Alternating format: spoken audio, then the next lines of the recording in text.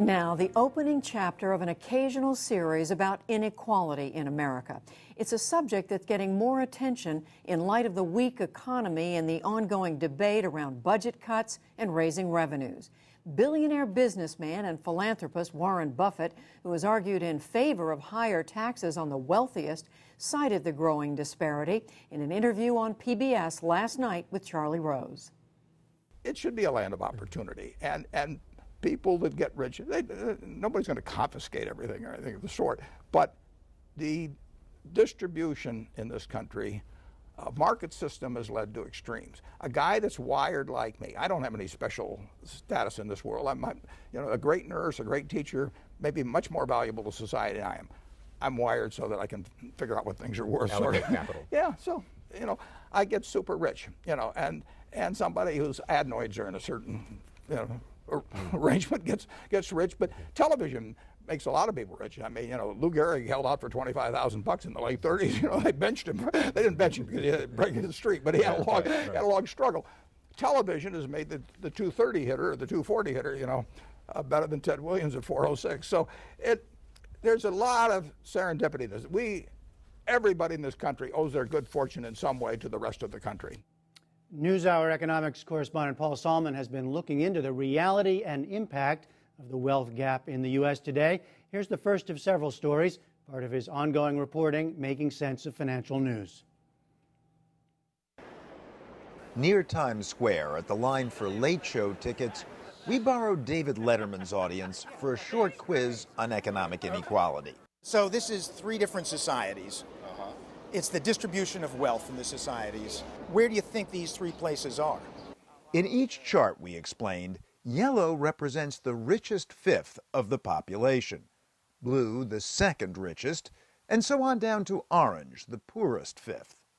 Which chart, we asked, represents the distribution of wealth in the United States? So this one's exactly equally distributed from the top to the bottom. In the first chart, each 1/5 of the population has 20% of the wealth. In the middle pie chart, a middling amount of inequality.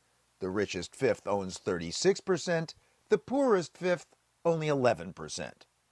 And in the third chart, extreme inequality, where the richest fifth owns 84% of the nation's wealth, while the bottom 2/5, 40% of the population, owns an almost invisible 0.3% of the nation's property. Which one do you think the United States is? I might say this one. You think the United States is completely equal? 20%, 20%? It's not exactly equal, but that might be my guess that that'd be the closest. Or maybe this one. It's one of the top two. And you? Maybe the middle. Well, the United States would be the middle? I think the middle is U.S. Middle one is U.S., middle one is U.S., middle one is U.S. Which one would you think the U.S. was? Hopefully that. This would have to be third world. This would have to be places like India. A place that would be incredibly unequal, right? Yeah. Definitely. The US would be here. U.S. would be here, and this one? I don't think that exists. At least he got that one right. The completely equal pie economy is completely made up. The middle pie represents the wealth distribution of Sweden. The bottom pie? We asked two presumably low-income workers near the tourist line for Letterman. What place would have a distribution like this? What United States. United States. United States. Yes, this chart represents the land of opportunity, ours. The study had a few different parts to it. Psychologist Dan Ariely designed the quiz. First consistent finding, most Americans don't realize how unequal our country really is. People don't understand how much wealth the top 20% have. They actually have 84% of the wealth and they think they have much less. And more disturbingly, people don't understand how little wealth the bottom of the distribution have. The bottom 40% of the US have about 0.3% of the wealth, basically zero, and people think they have much more than that. But how can that be, given the spread of McMansions and luxury brands in America's wealthy communities, so easy to contrast with almost any poor neighborhood in the country? Harvard Business School professor David Moss. people look around them at their local communities, and local communities tend to be more equal than the broader society. And so as they look around, that's essentially their judgment, or our judgment. I should include myself, see the same thing. So there isn't that much inequality in Newton, Massachusetts, where you live, for example? Much less than in the society as a whole. Maddie McWilliams, who attends high school in upscale Newton, agrees. It's getting easier for people to ignore the inequality. They can stay far away from it. Insulate themselves. Yeah, I think so. Another reason people don't realize the extent of inequality, most of it is explained by gains at the tippy top. Harvard economist Richard Freeman. In the last 30 years or so, the share of national income that has gone to the upper 0.1%, not to the upper 1%, 0.1%, rose by 10 percentage points. That is one of the most astounding patterns I've ever seen in data. 0.1%. 0.1%, yes. People sometimes say, oh, the rich, it's the upper 10%. It's the upper 5%. No. This is the 0.1%. Warren Buffett has this wonderful statement where he says, yes, there's been a class war in the United States, and my class, namely the super rich people, have won. A graphic recent example, this New York Times online slideshow of children's playhouses, which can cost up to $250,000. Meanwhile, more and more Americans, millions of them, can't afford their own homes. My house is in foreclosure. I owe them at least $100,000 more than my house is worth, probably closer to $150,000 more than my house is worth. Are they coming to take it away? At some point they will. They haven't yet, but at some point they will. And then where will you go? I have no idea. I try not to think about it because I really have no idea. Denise Barrent has a college degree from Lehigh University, some master's level courses, and a paralegal certificate. She once had a job at a health insurance company paying $80,000 a year, plus a part-time job just for fun, she says, selling clothes at Talbot's. But for 3 years, she's been unemployed, free-falling out of the middle class and into poverty, living in a well-to-do Boston suburb she could once afford.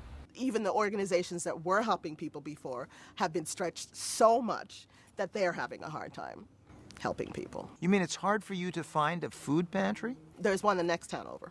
And it was funny, I remember the first time I went, the people were like, well, you don't look like you should be here. Don't have a lot of college grads like yourself at the food pantry. I'm sure they didn't at the beginning, but I'm sure they do now. Barrent's situation has deteriorated since we first interviewed her earlier this year, and she said this. The top 1% is living well, and they don't get it. One of her fellow interviewees was security guard Bobby Hicks. 15 years ago, I was working as an office products delivery truck driver. And you were doing better doing that than you are now? Yes, absolutely. Though Hicks was born in America, Christy Pierre-Louis in Haiti, her job frustration echoes his. It makes me feel like the American dream is not just, is not for me. It's just not for me.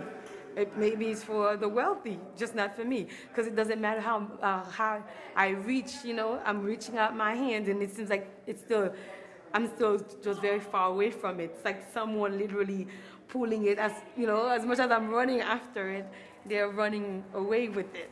And I don't get my piece of the American dream because I work hard in this country too. I pay my taxes just like everyone else. I work here, I go to school, and I'm doing my best, but still my best is just not good enough.